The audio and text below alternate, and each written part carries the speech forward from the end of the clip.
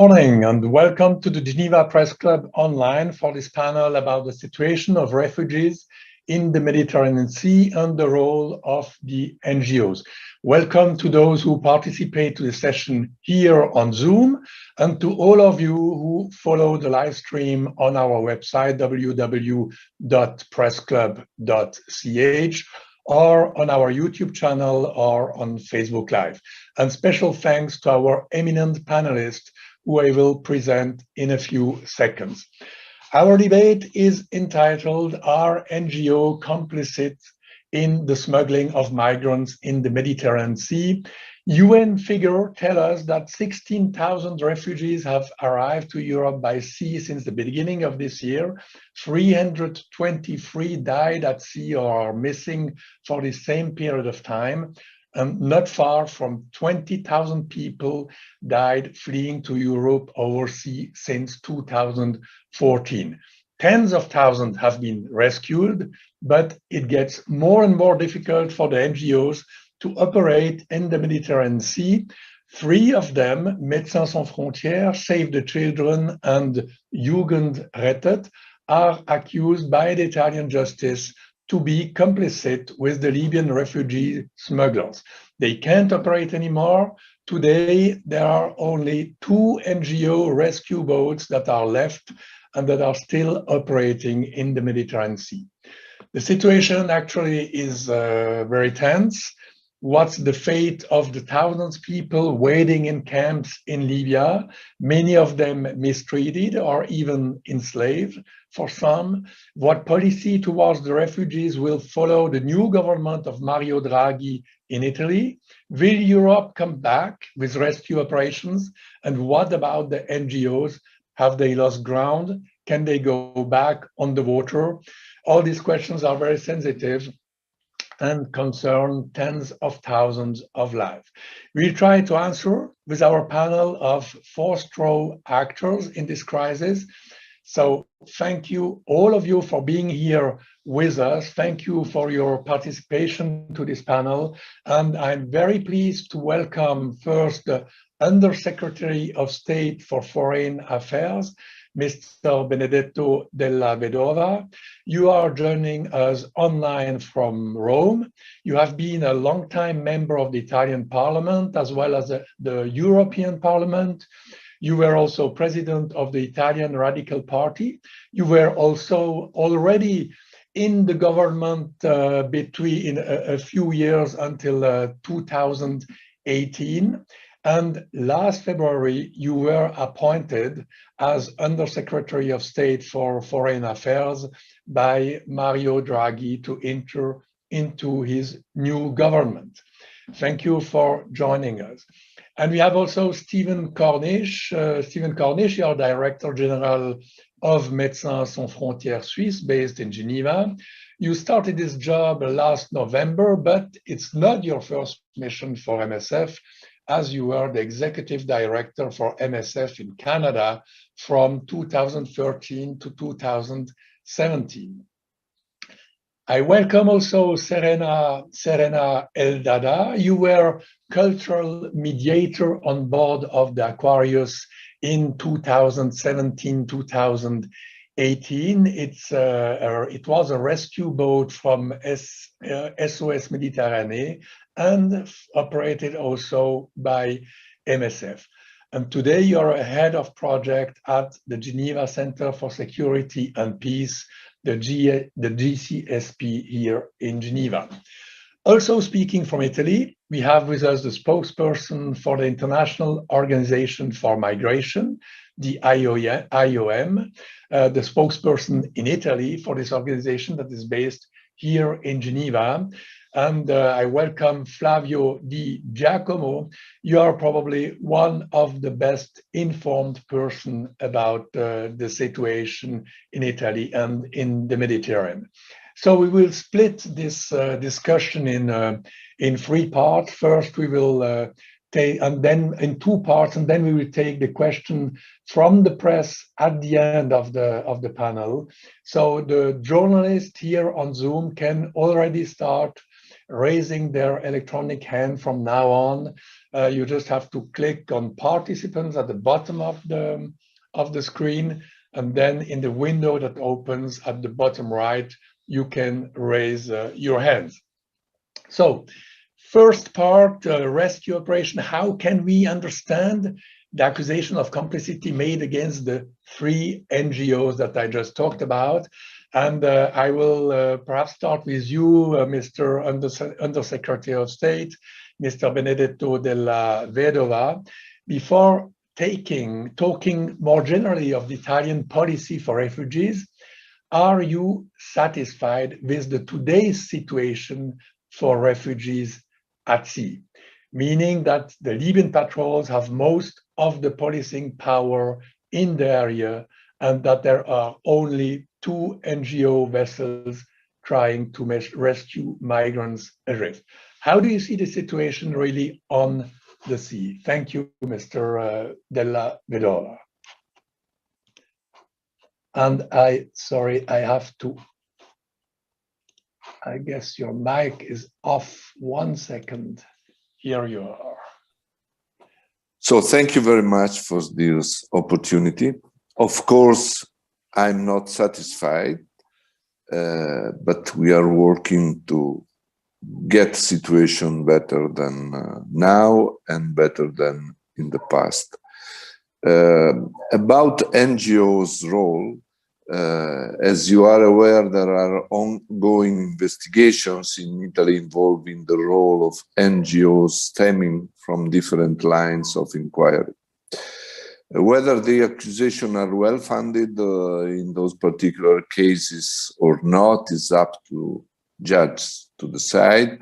My hope is that NGOs that have done valuable work in saving lives in very difficult circumstances will always come out clean. Do we want to prevent NGOs from going to sea to provide assistance? Not at all. Reducing fatalities at sea is and should remain at the top of our priorities. As the law of the sea is there to remind us, and so clearly reaffirmed by the new Pact on Migration and Asylum adopted by the European Commission last September, search and rescue is a legal obligation and a moral duty. However, we must take stock from the past experience and lessons learned, and there is a need to address the search and rescue practice which has arisen in the Mediterranean Sea over the past years by setting up a more structural, reliable and sustainable framework in line with the national and EU competencies as well as international standards. I consider cooperation with private entities as NGOs that own or operate vessels for the purpose of carrying out search and rescue activities as necessary. However, it is reasonable for a matter of public policy that these vessels will be registered and properly equipped to meet the relevant safety and health requirements associated with this activity. And I think that the Commission's recommendation on the subject, also adopted last September, goes in that direction. Of course, I'm a politician, and I know that the issue was a controversial issue in the Italian politics. I always personally been on the side of the political parties and the politicians that supported the role of the NGOs.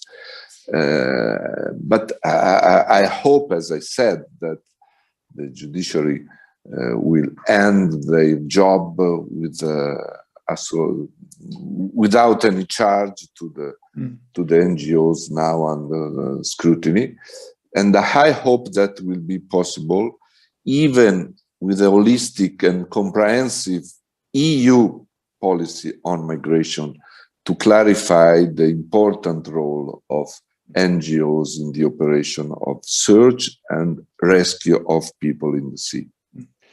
If I may, I just want to follow up on this. So if I understand, you disagree with the measures that have been taken, very harsh measures actually, that have been taken by the last government. There were about almost dozens of vessels on the sea in 2017-18. There are only 2 now. How long can this situation go on? I mean, the process, judiciary procedure is going on. It can last for years. How long can you accept this situation? I hope that in these cases, the judiciary will not take too much time, even if I know the Italian standard, unfortunately. But I hope that in the framework of the new strategy, European Union strategy for the Mediterranean, I hope that it will be possible to resume a sort of public-private partnership and to make it possible for the NGOs vessels to return to operate in a sort of cooperation with other legal entities, national or European, in the sea. We must set clear that we have a common goal.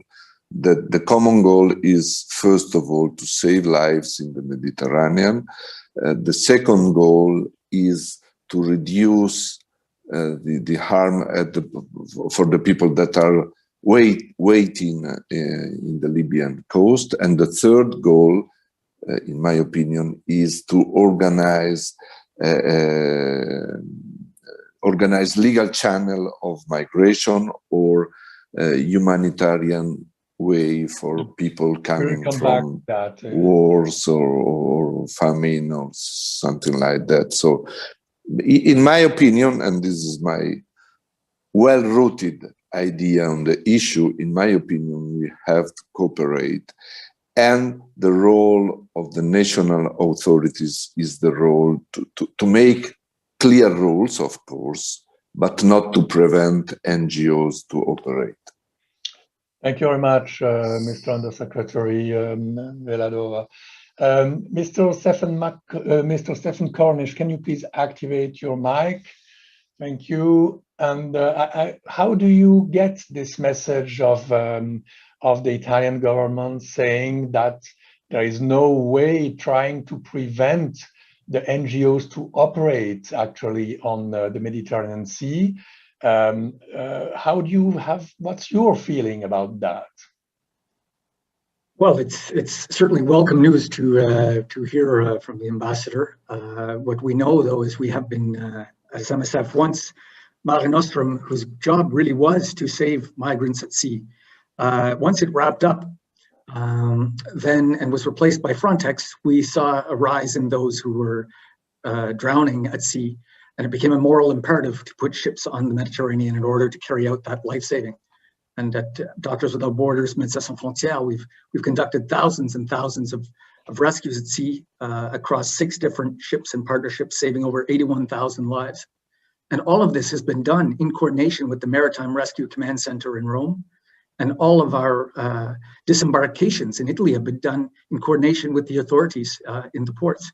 So we've always worked transparently and in cooperation with the authorities. Our position, unfortunately, hasn't changed.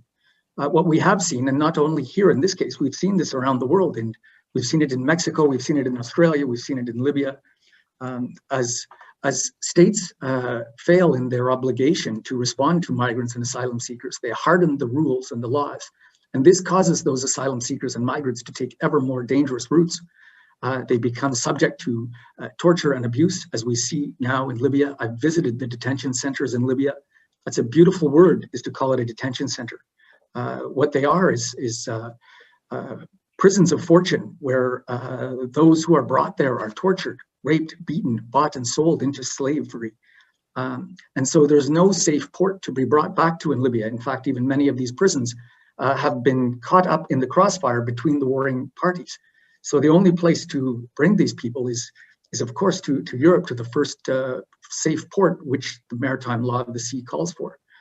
And but what we see is we're facing these very serious criminal charges that affect our staff, that affect our organization. We remain, of course, confident in the Italian judicial system, as the ambassador is, that we'll be exonerated of all charges. And even more important than that is that we end this criminalization, this bureaucratization of life-saving assistance, in order to ensure that moral imperative that we carry together. And I agree also with the ambassador that it's the EU's role to mount search and rescue capacity in these zones of distress, so we can save the drownings, so we can live up to our moral obligation as citizens and also our moral obligations as nation states to do everything in our power to save these lives. Thank you very much. To follow up on this, if I understand, this message from of today from the Undersecretary of State is a very new message to the NGOs. You were talking about criminalization of the previous government of your activities. So do you think things are looking good for a change now, or I'm not able to say, but I've heard what you've heard from the ambassador, and clearly those are welcome words, and we will see whether those words change into action that indeed allows this cooperation between authorities and NGOs in order to return vessels to this distress zone. As you pointed out, there were 12 such vessels at one time. There are only 2 operating now, and they're operating in very challenging situation. You know, it can take about 3 days to sail to the distress zone, 3 days to sail back, and you can be caught up in procedures for weeks at a time, which leaves no vessels in that area. So we really do have an urgent crisis right now, and we do anything that we can certainly to cooperate in returning boats to the distress zone in order to meet the life-saving needs that both the ambassador and ourselves are referring to. And you were saying very clearly that you followed all the rules as you were operating in the years 2 years ago or so. Absolutely. It's all done in coordination with the Maritime Rescue Command Center, which happens to be based in Rome, as well as with the Italian authorities and Ministry of Health upon ports of de-embarkation. Thank you very much. Mrs. Seraina Eldada, so you had really experienced, you were at sea in these years when the inquiry was done by the Italian police, infiltrated actually on certain boats to check how the things were going on. It gave a report of more than 600 pages that the Italian press just brought out recently, as well as Le Temps in Geneva. What is your feeling of the ways things were going on to that time? Had you the impression that there could have been some irregularities? Do you have contact with the Italian authorities? What's your point on this? Thank you very much for your question, and thank you to my fellow panelists for your interventions so far. Indeed, so I was on board the MV Aquarius between 2017 and 2018. My role on board was a cultural mediator and humanitarian affairs officer. And when I first came on board in the middle of 2017, indeed, we were still in a situation where search and rescue NGOs at sea were majoritarily being lauded as doing, very commendable, even heroic, some said, work. And within the space of time of 1 year, about 1.5 years, indeed, we saw a change of discourse. We saw a change of the situation. We saw a change of the facilitation of different partners at sea and on land. What I can say from my perspective, and so my main intention here today is to give you the perspectives that I have from being at sea, from being on board the MV Aquarius, are that we always, indeed, as my colleague Mr. Cornish has said, always did collaboration. Everything that we did in terms of rescue, in terms of search, was always done under the coordination and collaboration of the Maritime Rescue and Coordination Centers of the relevant authorities, be it Italy or Malta. We, of course, are living in a very complicated situation here. The Central Mediterranean is not only geographically, but also legally the point of intersection of multiple types of international law, international maritime law. We also have international human rights law to consider, the international law of refugees and asylum seekers. We also have, of course, the intersection of several bodies of regional law, regional conventions, and national laws. In addition to this, we also find ourselves in a situation where the people on board or the people at distress that are rescued at sea have different statuses, different situations. For instance, we have people who have the status of refugee. We have people who are asylum seekers. We have people with the status of migrant. And so all of these complexities, of course, have created the situation in which we today find ourselves, where different entities, both political and legal, humanitarian actors, are finding themselves bound by different bodies of law and responsibilities. As MSF, it is incredibly crucial that we state the one thing that cannot come out of this situation is that any sort of complexity result in the death or loss of further lives at sea and in untenable situations, such as the detention centers that Stephen Cornish has mentioned, and such as the other humanitarian situations in the countries of origin of the people who are rescued at sea.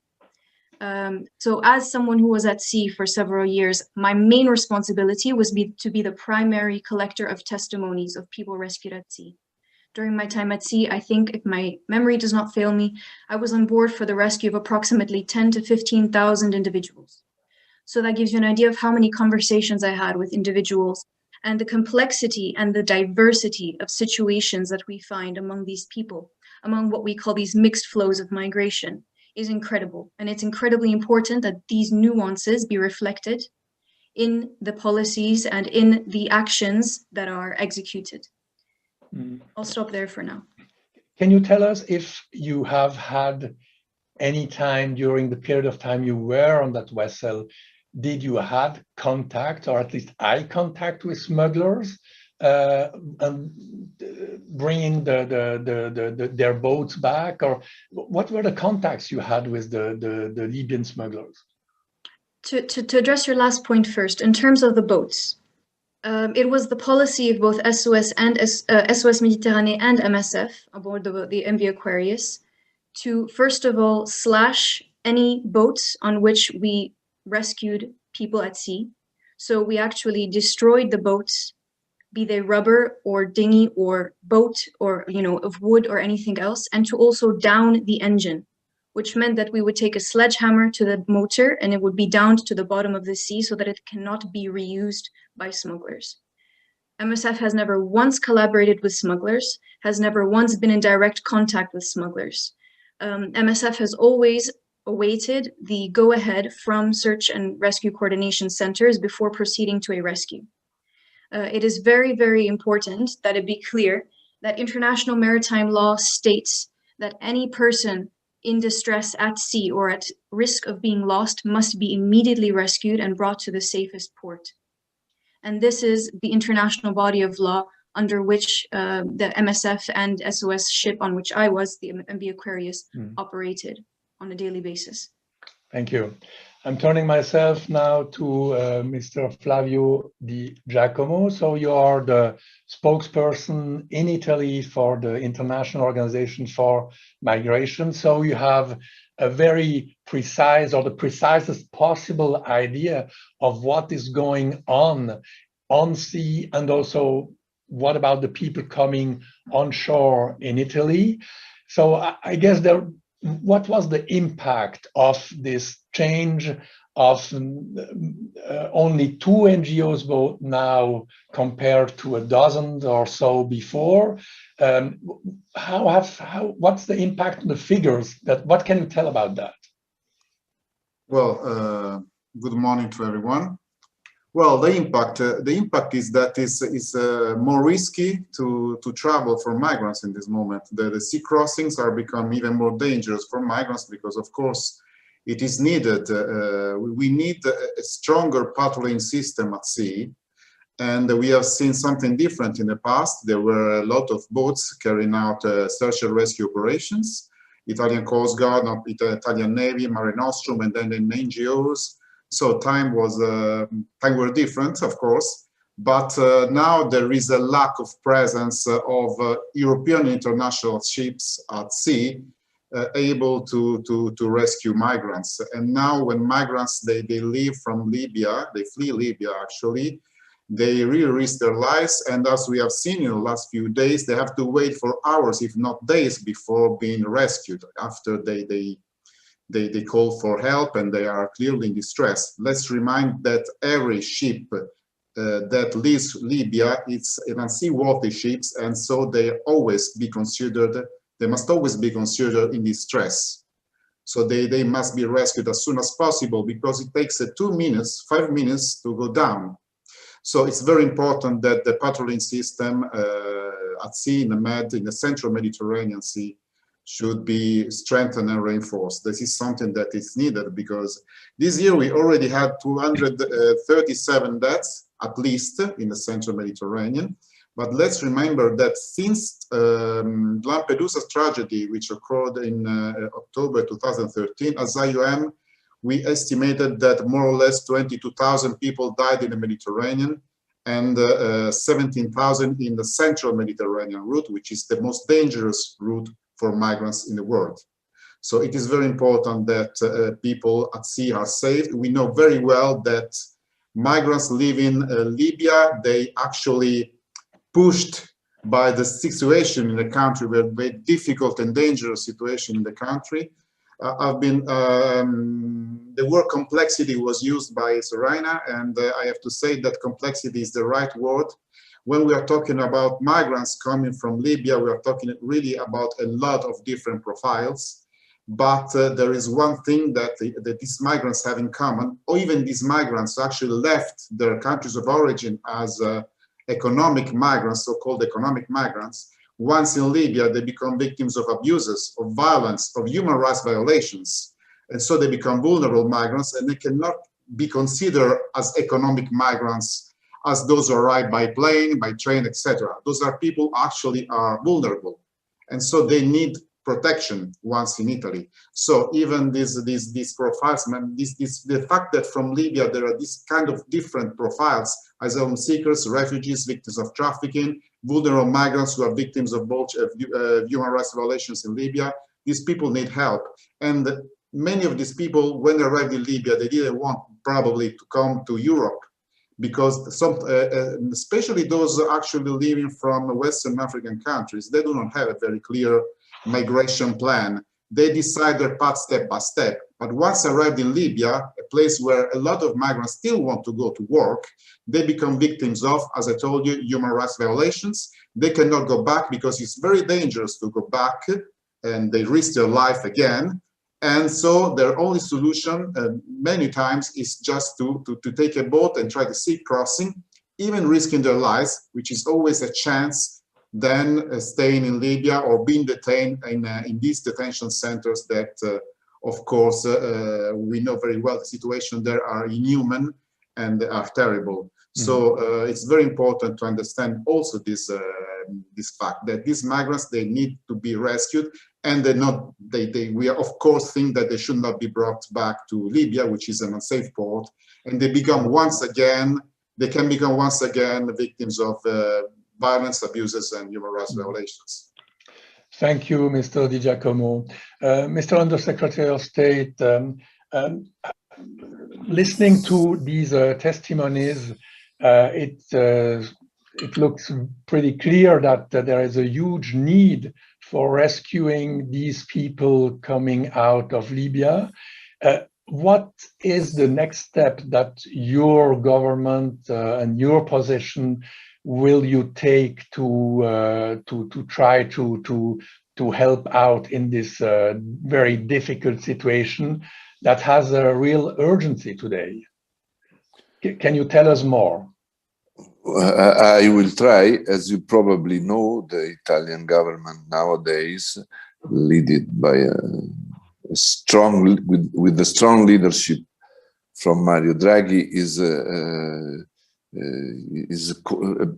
more than a big coalition government.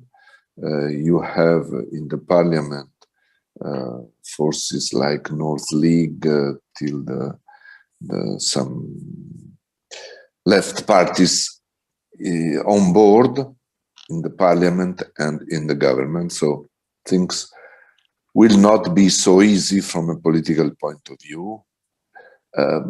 My position and the position, I hope, of the majority of the parliamentary forces that are supporting the government is that we have to take care of things that you said. We have to preserve the role of NGOs in the Mediterranean Sea. We have to set the priority to save lives in the Mediterranean Sea, to reduce to zero the deaths in the Mediterranean Sea. Of course, you know perfectly that the issue at stake in Italy is the possibility to share the burden of the people that are arriving. More of the people arriving from Libya cross the Mediterranean Sea. The goal is not to remain in Lampedusa or Sicily or Italy. They want to go elsewhere in Europe. I tried in my previous job to put on discussion the implementation of Dublin regulation.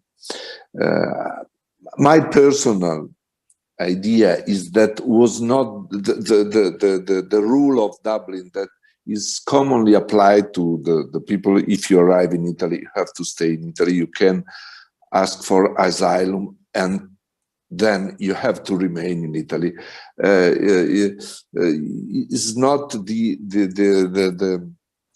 the rule was designed for other situations, not for massive arrival. Mm-hmm. And one of the key, from a political point of view, one of the key issue is to change the policy in the European Union about the goal of the people that are arriving, and the power of politicians in Italy that are trying to say that we are a migration camp.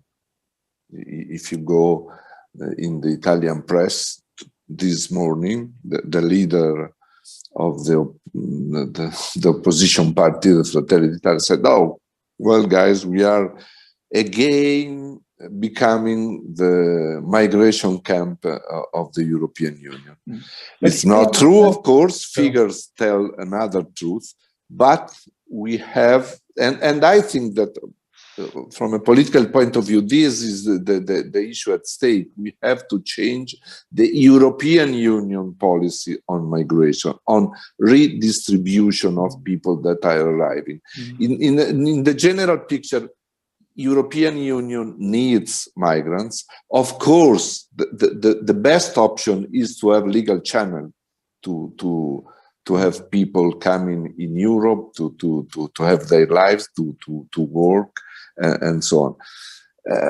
The political pressure is increasing in my country because of the European rules that prevent migrants to go where they want to go. Yeah, I understand. So, if I understand you well, Italy won't be able, for political reasons and because of the strong politics of the right-wing parties, they won't move before European changes its own rules with Dublin, changing Dublin, and also trying to make a better repartition of the refugees between European countries.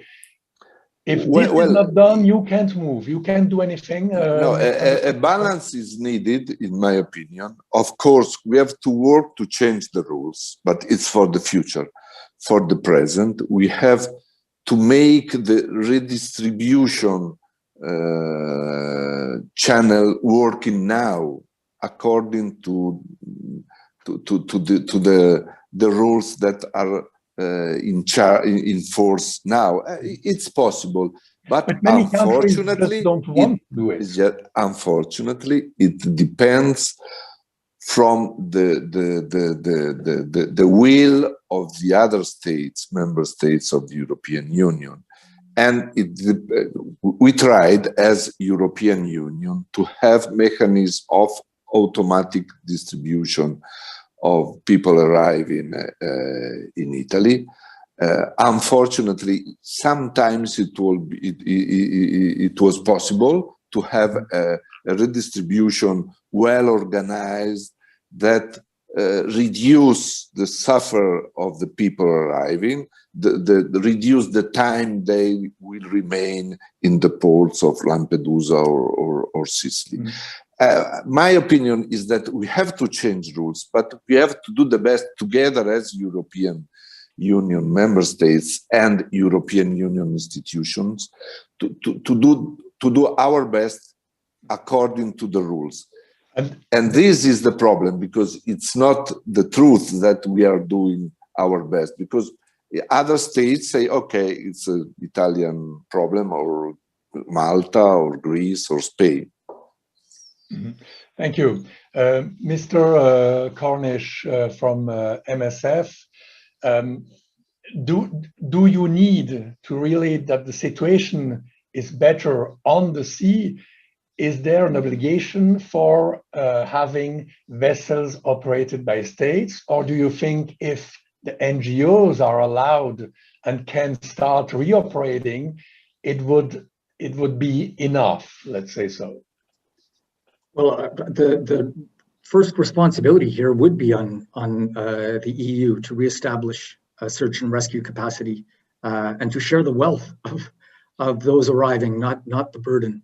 And Switzerland, although is not part of the European initiative, the Union is certainly signatory to the Dublin Convention and should also be called upon to play its role in international solidarity here. Even after the horrible fires in the camps in Greece, there was pressure on Switzerland to receive unaccompanied minors. And I'm not sure that Switzerland fully stepped up to its obligation there, or its potential. They took, so definitely we have this hardening. 20 minors about, or something like that.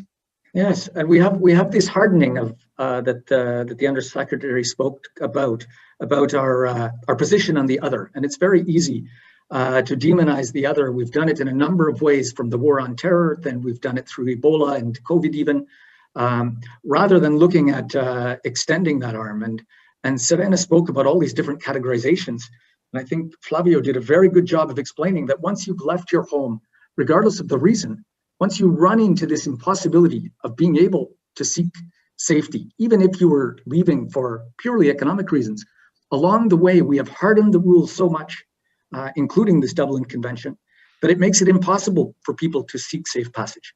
And that's when they are preyed upon by gangs, by criminals, and in Mexico by narco traffickers, in other places by human smugglers. That's when people are preyed upon, and they all become victims.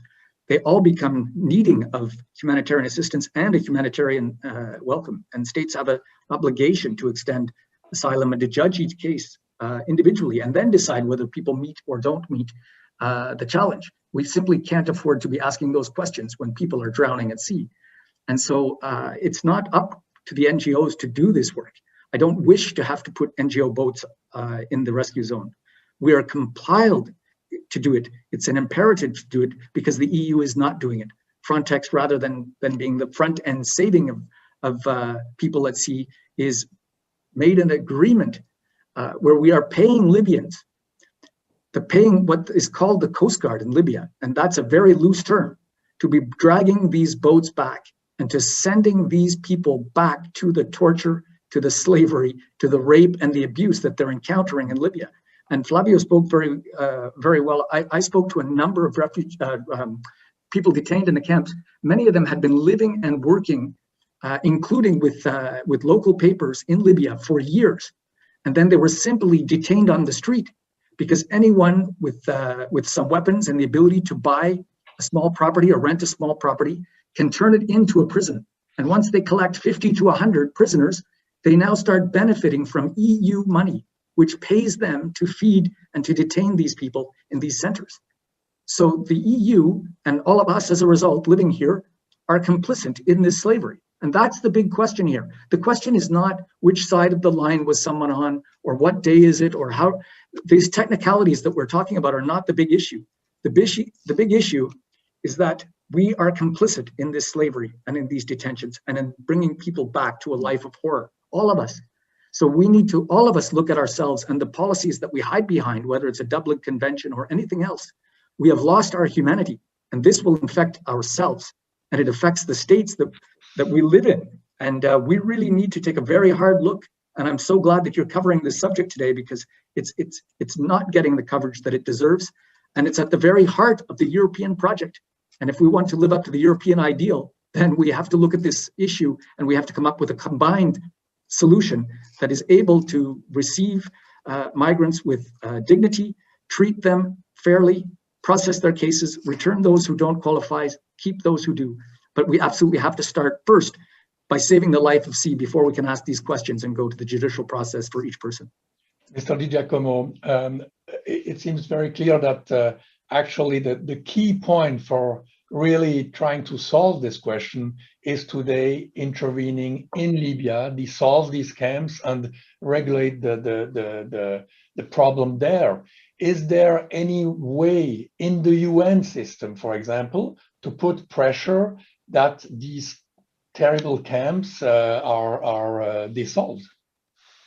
Well, actually, this is very political. We cannot change the situation in Libya in this moment because of the political instability that we have seen in the last few years, and also for the safety of our staff. We have always been saying in the last years, actually, not only months, years, that the situation in Libya is dramatic, and we have always advocated for we always ask these detention centers to be closed as soon as possible and to be replaced to open centers, with open centers where men could be separated from women and children and their vulnerabilities could be assessed.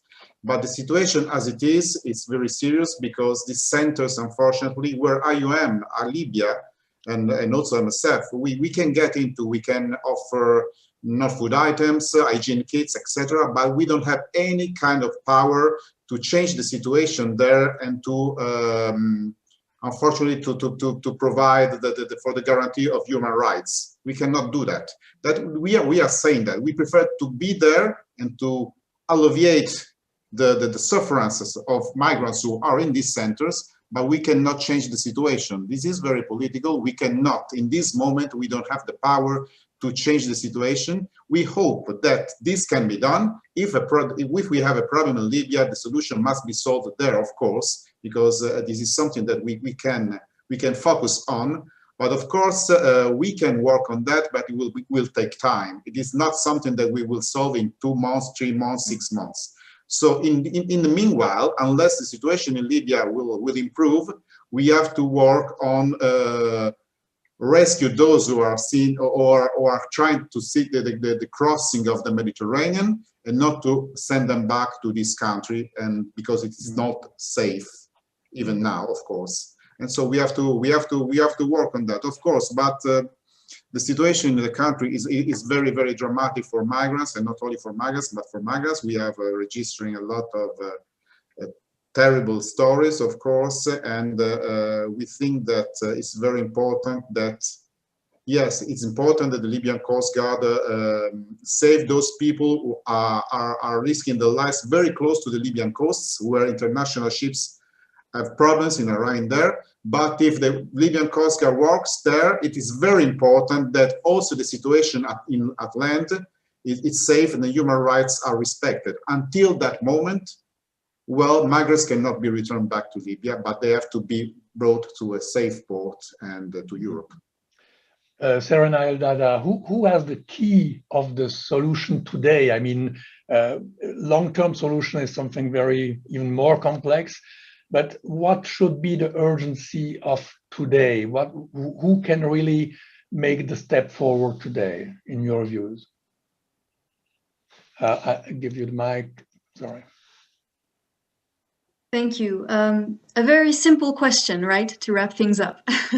What is the solution? Well, I think that you kind of put your finger on the fact that there is a short-term solution, there is a long-term solution.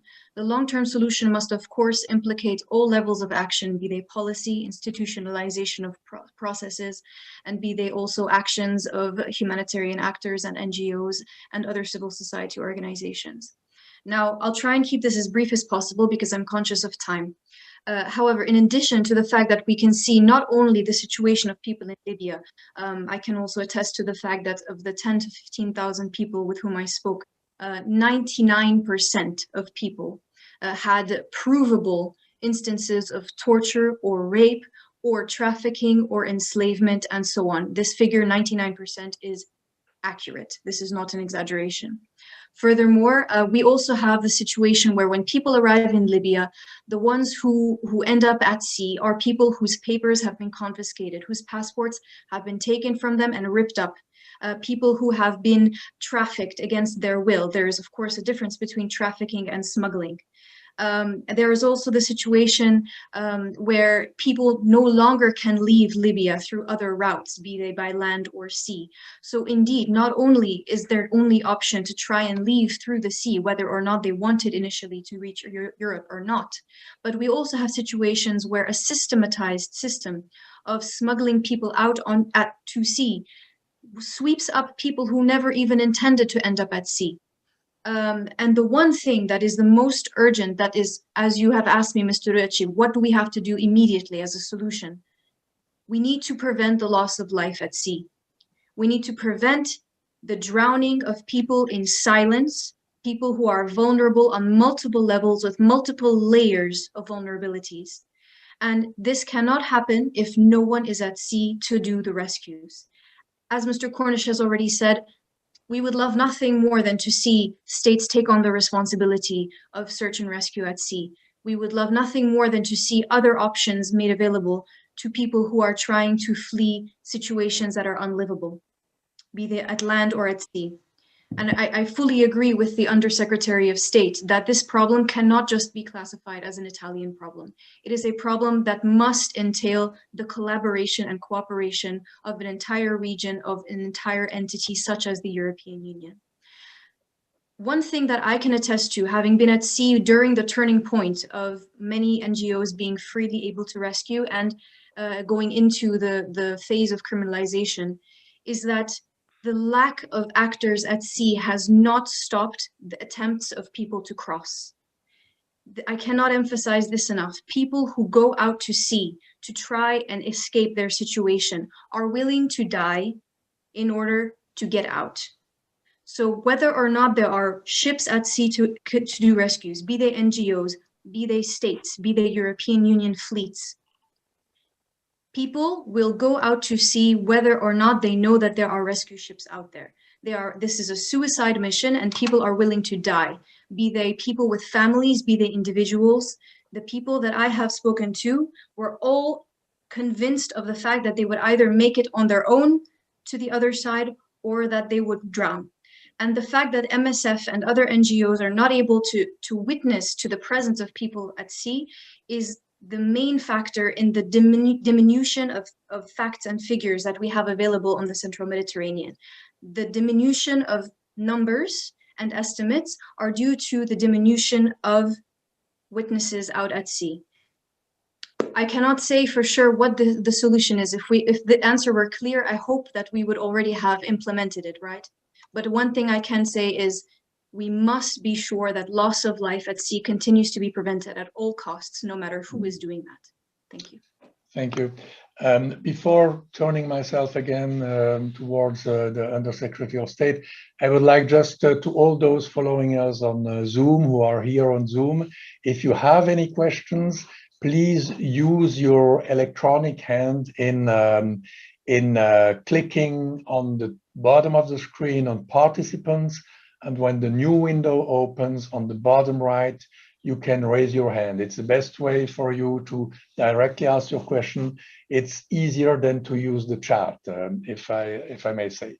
So, Mr. Undersecretary of State, the different NGOs recently have asked and pushed the Italian government not to renew the agreement with Libya that is holding for 4 years, in which Italy has spent 785 million of euros, and this money was used almost completely just to push back about 50,000 refugees, to push them back into Libya.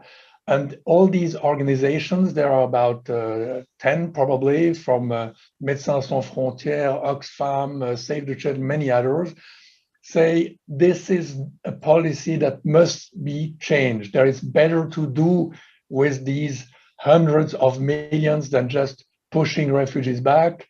What's your point on this? What's your reaction to this? Well, of course, I have to say that I'm fully aware of the criticism raised also from the previous speaker about the condition of people in Libya, waiting and trying to leave Libyan coast toward Italy mainly.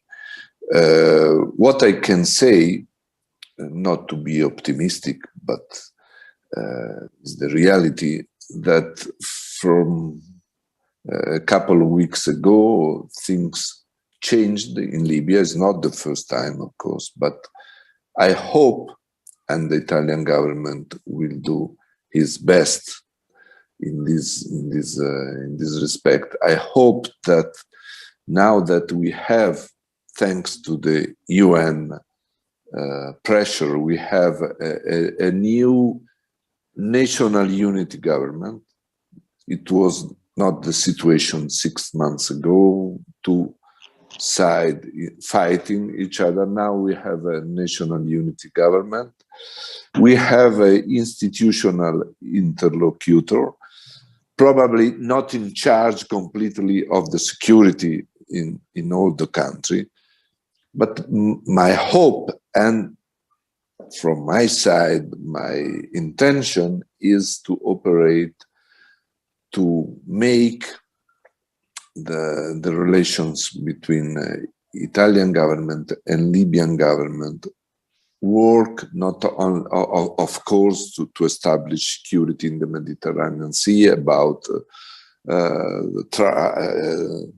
weapons trafficking, about human being trafficking, but also about the condition and the human rights of people waiting in the Libyan coast. And we will push the European Union to accept new rules. I agree with you. We are speaking about human beings, their life, not their freedom, their lives. But we need a European Union response to the crisis in the Mediterranean and in Libya. Having a new government, I hope, I'm not sure, I hope that will be possible.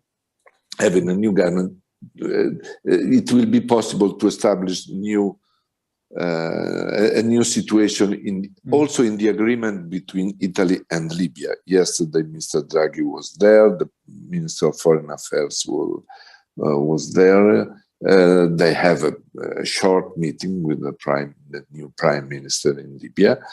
I hope, and the Foreign Affairs Minister, Italian Minister Luigi Di Maio, said this morning in the media, we will work rapidly also in the issue of human rights and the situation of people in Libya, and to try to set up a human corridor for most vulnerable people, and to hope to help people as Flavio Di Giacomo and UNHCR people working on there, first of all, to monitor the situation and to help most vulnerable people. It's not the solution, but it's a piece of the solution. But what is your leverage to put pressure on the European Union, as almost only Greece and Italy is concerned in the first row of this very difficult situation? and because of the Dublin system, you will have to handle most of the cases. So what are your the other forces you can count on to push forward your ideas of trying to find a solution? We have an ally that is the European Parliament that on this issue has a majority of like-minded. Unfortunately, the role of the European Parliament in migration policies is not a primary law. The ball is in the side in the side of the governments, and also the process to renew the European to have a new EU strategy on migration started, but it won't be. It will require time, probably years, to set up a new EU strategy. In the meanwhile, we have to work on Frontex and to EU member states agreement to redistribute migrants. I personally, I totally agree that migrants are not a problem, are a part of the solution of EU problems regarding demography and not only. But we know that nowadays we have to fight politically speaking also with our neighbor, Austria, to have a common solution about the destiny of the people, because believe me, but probably many of you knows better than me, the situation is a double problem, because the problem is to have people in Italy and to have people in Italy that you have to take care of course, but we have people that feel themselves prisoner in Italy. They want to go elsewhere. I grew up on the border with Switzerland, and people that are in the northern part of Italy, they want to go through Austria to reach München. They want to go to France. They want to go to Switzerland, and we have to take them out of the border. So of course it's not easy, but, and I finish, first of all, I agree with you, we have to save lives in the sea. Thank you. Stefan Cornish, after this discussion, what is your sense of optimism or pessimism about the situation? Do you think something has a chance to change in this coming year, or are the things really blocked? What's your feeling now? Well, I think something has to change, but I am not in the business of being able to read the future, so I don't know when and how it will. But these problems, we've seen them with the EU-Turkey deal. We see them between Spain and Morocco. We see them with Greece. This is a wider EU problem.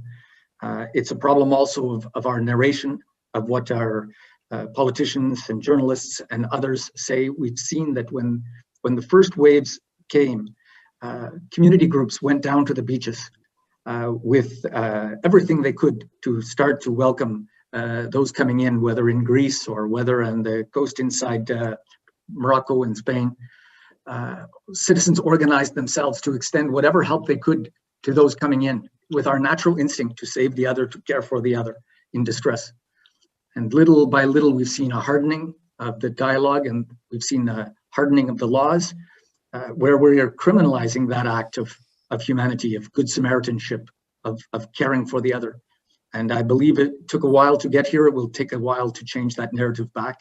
And in the meantime, we have to do everything we can to continue to guarantee the primacy of life, and to do everything we can to change that narrative again, so that we live up to our ideals, both as citizens and as nation states.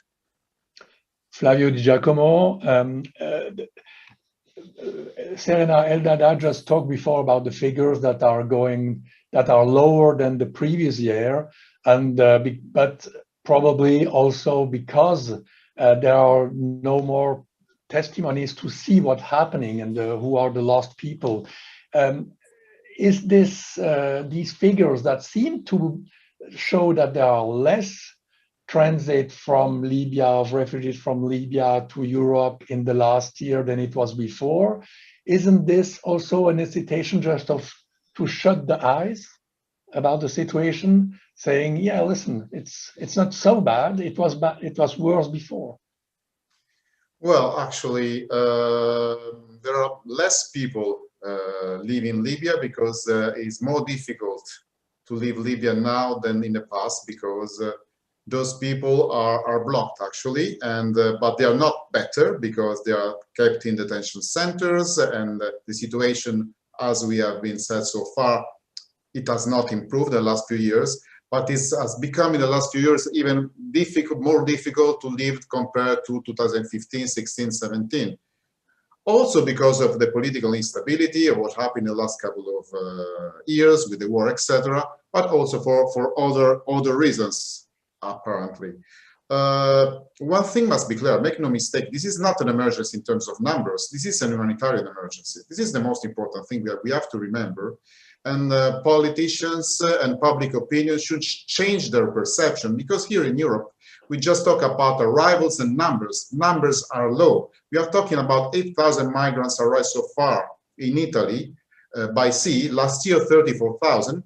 It is not even comparable to the 170,000, 180,000 we used to see back in 2015, 2016. But even so, I mean, 180,000 people is just at 0.3% of the Italian population and at 0.07% of the European population. So this is not an emergency in terms of numbers. So we have to change the perception. The emergency here is about the people who died at sea, people who are actually victims of human rights violations in Libya. So there are less witnesses, not of departures, because more or less we can see migrants who actually leave, because we know those who manage to arrive to Italy or Malta, and we see how many are actually intercepted and sent back to Libya. Mm-hmm. We don't know how many people actually dies at sea in this moment. That's the point.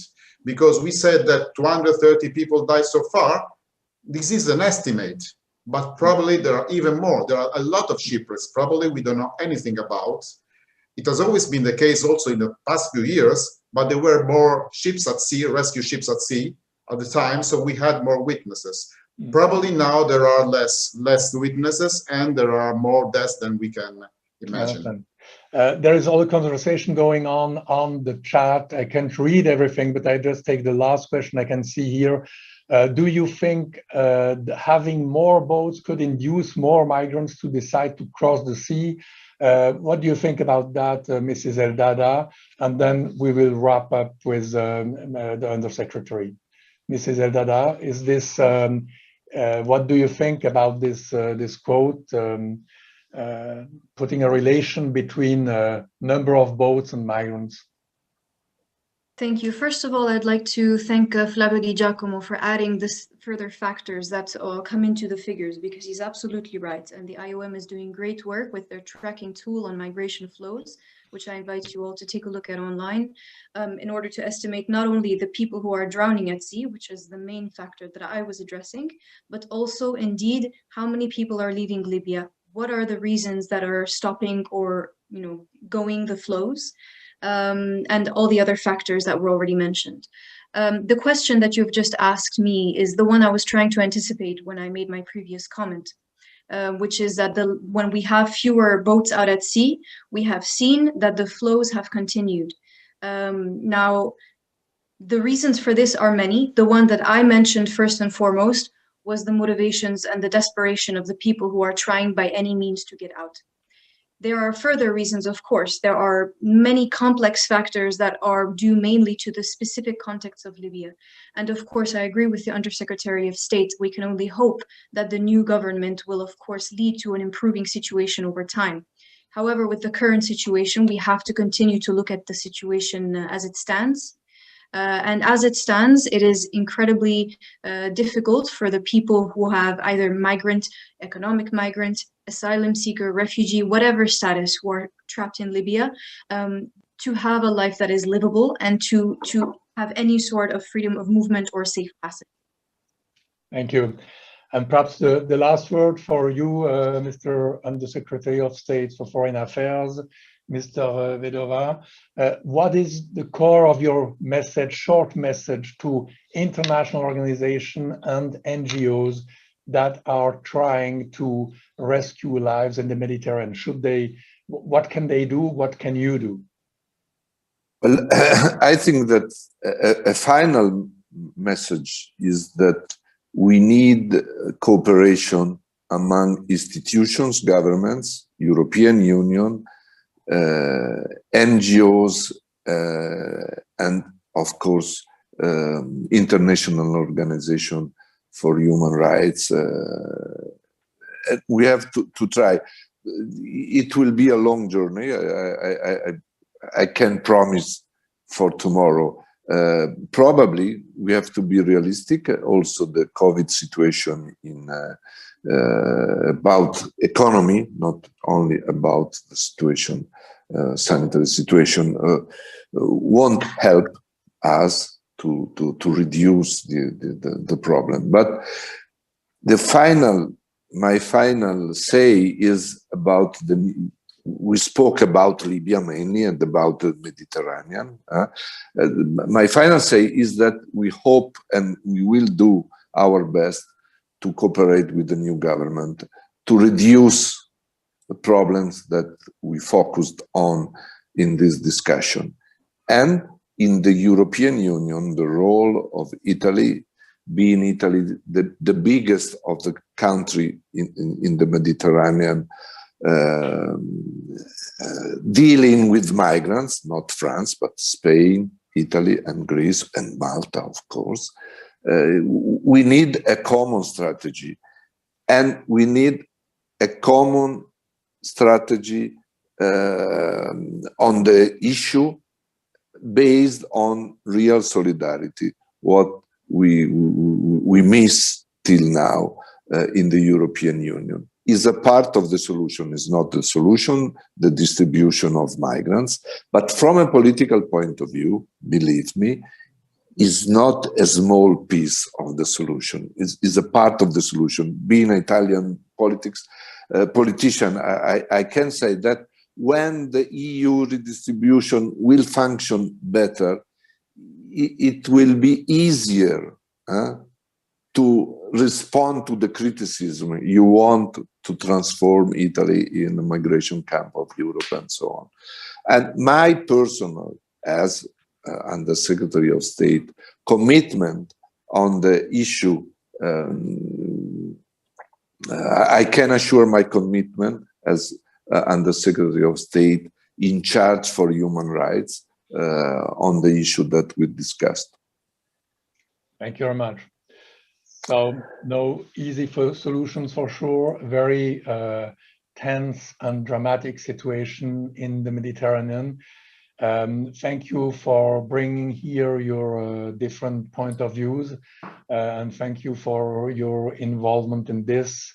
And always welcome to the Geneva Press Club, Club Suisse de la Presse. You can watch this video again, this discussion again on our website, pressclub.ch. It will stay there. And I hope it was useful to set your minds about this situation in the Mediterranean. There were some remarks, questions on the chat. We couldn't take them. Unfortunately, the people didn't find the way to ask the questions with the electronic hand. But I think we have gone through the main questions of this very complex situation. So thank you to all of you. Thank you, Mr. Undersecretary of State. Thank you. Thank you very much. Cornish, Mrs. Eldada, and Mr. Di Giacomo, and always welcome back to the club. And have a good afternoon. Thank you.